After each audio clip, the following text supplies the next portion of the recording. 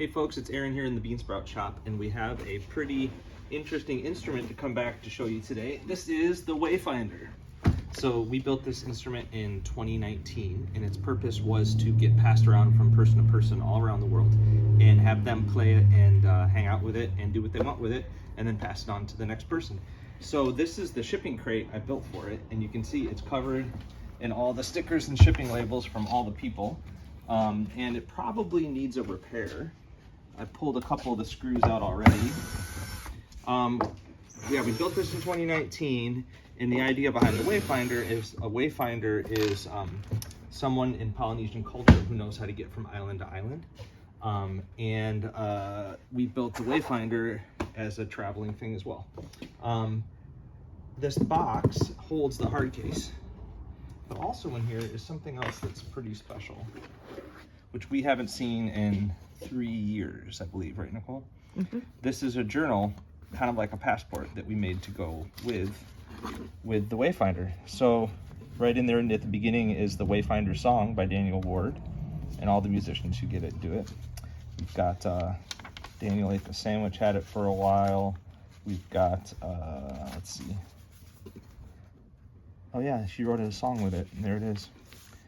Victor and Penny had it for a while. Most of this I haven't even gotten to read yet, so it'll be fun. You know, skipping ahead. Who is this? Sky Zents? That's right, yeah. Looks like some songs that they wrote. Stephen Espanola. Duncan and Melanie even signed it. That's fun. Craig and Sarah had it. You know, etc. So, I will be interested in looking through this when we get a chance, because seems like people have added some cool stuff.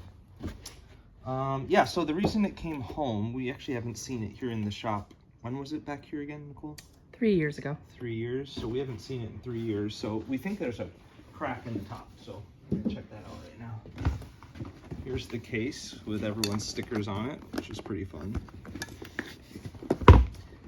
This instrument is made from Douglas fir and walnut and koa. And I chose fir and koa because a lot of the instruments that I examined that were built by the first ukulele builders used those two woods. And the two woods, fir and koa, one came from the Pacific Northwest, fir, and the koa was from Hawaii. So I was just inspired by those two woods to build this instrument. So yeah, it's an alto size. You can check out all the cool rope binding and stuff on it. The koa was beautiful. And you gotta figure out where the top crack is. Oh, I see. See right here how it flexes? I think it actually, oh, right there. Might be a loose brace. Yeah, the brace is loose right there. And the brace is loose right there, so they probably got, I'm not sure if it's a crack or just loose braces. It might have gotten smacked in its travels at some point.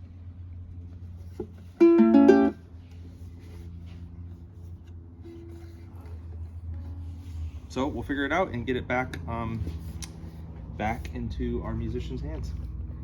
That's it. Off to Amber next. Amber out in Pennsylvania. Yeah, it's a real treat to imagine everyone's little musical energy going into this, and hopefully we just keep this going forever, and every few years it can come back for a visit.